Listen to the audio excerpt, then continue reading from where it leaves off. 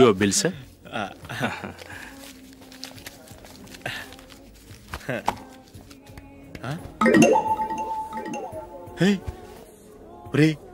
దొరికేసేవరా పరిస్థితి మర్చిపోయాను. అయ్య బాబాయ్ దెబ్బైపోయాను రా. నేను కూడా పర్స్ తీసుకురావడం మర్చిపోయాను రా. అవును మరి నువ్వు తెస్తే అందులో డాలర్స్ గోల్డ్ బిస్కెట్స్ ఉంటాయి. మహా అయితే లాటరీ టికెట్ లాండ్రీ బిల్లు ఉంటాయి, అంతే కదా. ఊరుకోరా. 450 రూపాయలు బిల్లు అయింది. ఇప్పుడు ఏం చేయాలి?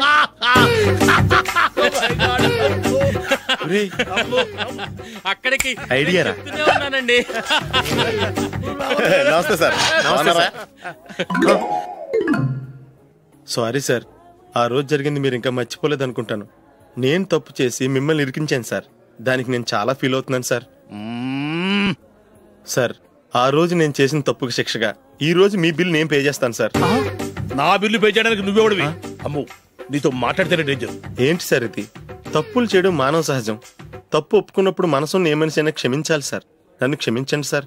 మీ బిల్ నన్ను పే చేయనివ్వండి సార్, ప్లీజ్ సార్. వద్దు బాబు వద్దు.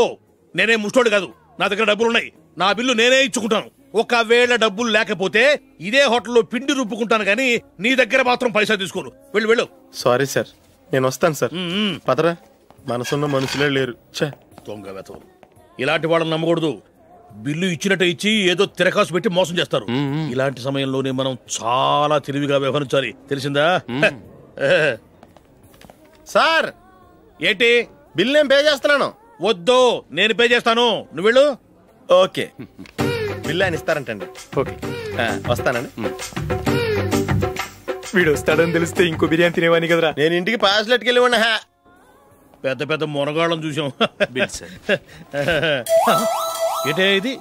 2 ఫ్రూట్ సలాడ్లు తిన్నాము, 500 రూపాయలు బిల్లా? మీ బిల్లు 50 రూపీసే సార్. పక్క టేబుల్ బిల్లు కూడా మీరే ఇస్తాన్నారు కదా, 2 కలిపి 500 రూపీస్.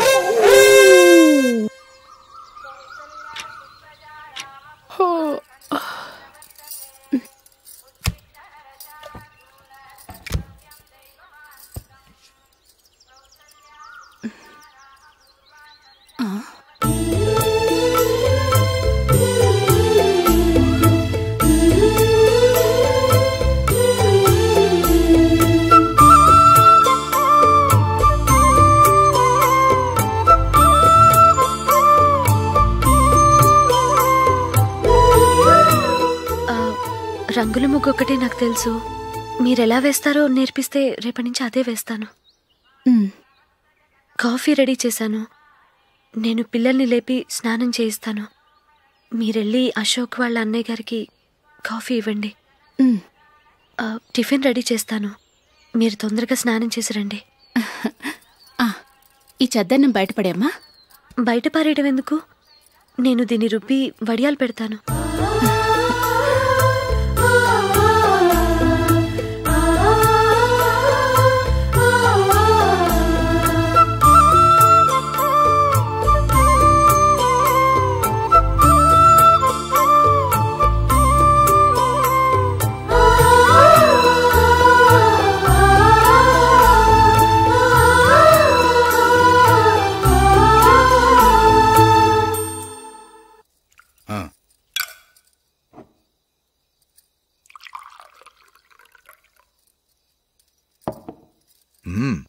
ఈరోజు వంటలు కాస్త బాగున్నట్టున్నాయి.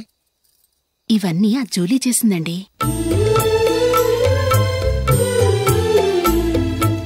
ఒరే పెద్దోడా, రోజు మనం చద్దనాన్ని వేస్ట్ గా బయట పారేసేవాళ్ళం కదా, ఆ పిల్ల దాన్ని రుబ్బి పిండొడియాలు పెట్టింది.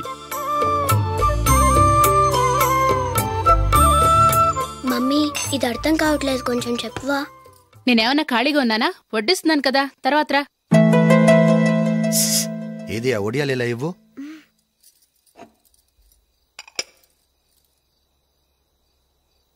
మమ్మీని డిస్టర్బ్ చేయకండి, నేను చెప్తాను, సరేనా?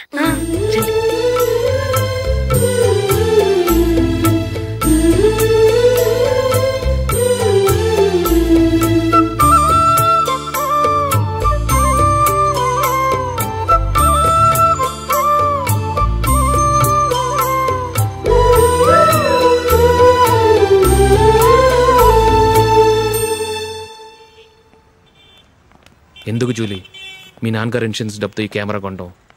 క్రికెట్ టీంలో సెలెక్ట్ అయ్యే వరకు నీకిదే ఉద్యోగం. టీంలో సెలెక్ట్ అయ్యాక లక్షలు సంపాదిస్తావు కదా, అప్పుడు నా డబ్బులు నాకు ఇచ్చే. ఓకే? ఓకే.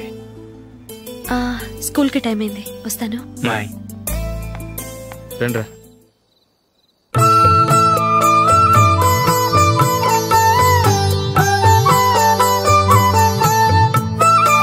కాఫీ తీసుకోండి.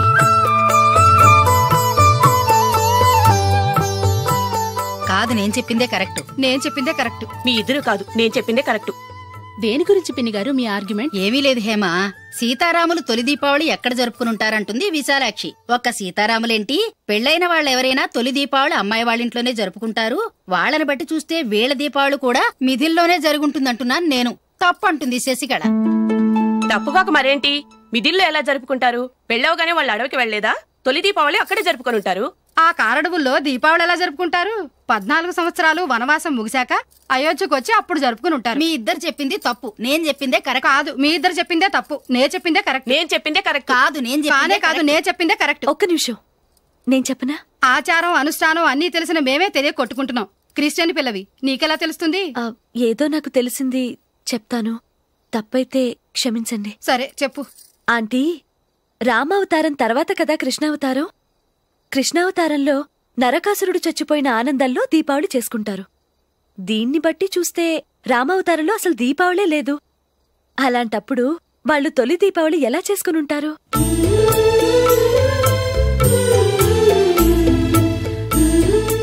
పర్వాలేదే, ఓ క్రిస్టియన్ అమ్మాయి అయ్యుండి మా పండగల గురించి బాగా తెలుసుకున్నావే.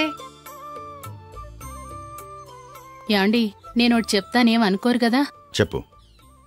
ఏం లేదు, జూలీ వచ్చిన దగ్గర నుంచి నాకు చాలా హెల్ప్ఫుల్గా ఉంటుంది. పిల్లల్ని ఇంటిని కూడా చక్కగా చూసుకుంటుంది.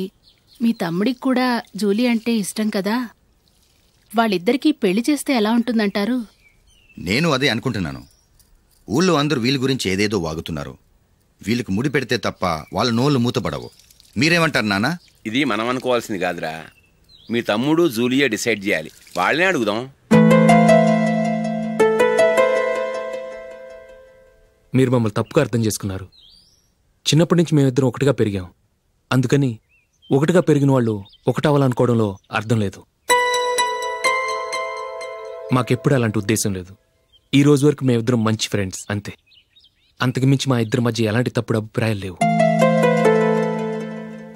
యారా, ఫ్రెండ్స్గా తిరిగిన వాళ్ళు పెళ్లి చేసుకోకూడదా? పెళ్ళైన తర్వాత భార్యాభర్తలు స్నేహితులుగా ఉండొచ్చు.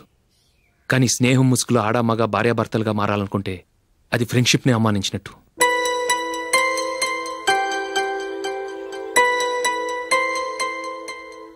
చూడగానే ప్రేమ పుడుతుంది, చూడకుండా కూడా ప్రేమ పుడుతుంది. కానీ చూడగానే స్నేహం పుట్టదు, చూడకుండా కూడా పుట్టదు. ముందు పరిచయం కావాలి, ఒకరినొకరు అర్థం చేసుకోవాలి. ఆ తర్వాతే స్నేహం పుడుతుంది. స్నేహం మాకు వరంగా దొరికింది. మేము ఎప్పటికీ స్నేహితులుగానే ఉంటాం.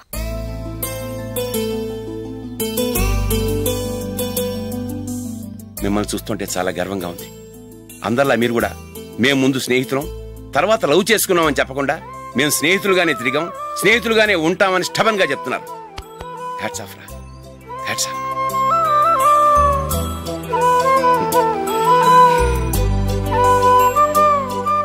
ఊళ్ళో వాళ్ళ మాటలు నమ్మాను, కానీ తోడబుట్టిన వాడిని నమ్మలేకపోయాను. I'm sorry. కమ్. మన ఫ్రెండ్షిప్ని మీ ఇంట్లోనే సరిగా అర్థం చేసుకోలేదు, ఇంకా బయట వాళ్ళేం అర్థం చేసుకుంటారు? వాళ్ళ సందేహాలన్నిటికీ ఓ సమాధానం ఇస్తే మంచిది. ఏం చేద్దాం? నువ్వు పెళ్లి చేసుకో. ఏం వేళాకొలంగా ఉందా? అది కాదు అశోక్, నీకు పెళ్ళయిందనుకో, మన ఫ్రెండ్షిప్ గురించి ఎవరూ అనుమానపడరు. అయితే ఆ పెళ్ళేదో నువ్వే చేసుకోవచ్చుగా. నేనా? చూడు అశోక్, నీకే సమస్య వచ్చినా ధైర్యం చెప్పడానికి ఫ్రెండ్గా నేనున్నాను. నేనే గనక పెళ్లి చేసుకుని వెళ్ళిపోతే నీకెవరుంటారు? ఆడపిల్లవి, ముందు నువ్వు పెళ్లి చేసుకోవాలి గానీ నేను చేసుకోవటం ఏంటి? అయినా పెళ్లి చేసుకుని నా దారి నన్ను చూసుకోమంటావా? తండ్రి లేని దానివి, నీ బాధ్యత నా మీద ఉంది. సరే, నీ మాట ప్రకారమే నాకు పెళ్లి సంబంధం తెచ్చావనుకో, ఆ వచ్చిన వాళ్ళు నువ్వెవరు అని అడిగితే వాళ్ళకేం సమాధానం చెప్తావు? ఫ్రెండ్ అని చెప్తావా? చెప్తే వాళ్ళు నమ్ముతారా? చూడు అశోక్, నువ్వు పెళ్లి చేసుకుని నాకు సంబంధం చూసావనుకో, అప్పుడు ఎవరికీ ఏది తప్పుగా అనిపించదు. అది కాదు జూలీ. ఇంకేం మాట్లాడుకు. నేను సంతోషంగా ఉండాలంటే ముందు నువ్వు పెళ్లి చేసుకో. సరే, నువ్వు చెప్పినట్టే నేను పెళ్లి చేసుకుంటాను. కానీ వచ్చే అమ్మాయి కూడా మనల్ని అనుమానిస్తే? మంచి మనసుకి ఎప్పుడూ మంచి జరుగుతుంది. నీకు తప్పకుండా మంచి భార్య వస్తుంది. పాజిటివ్గా ఆలోచించు అశోక్.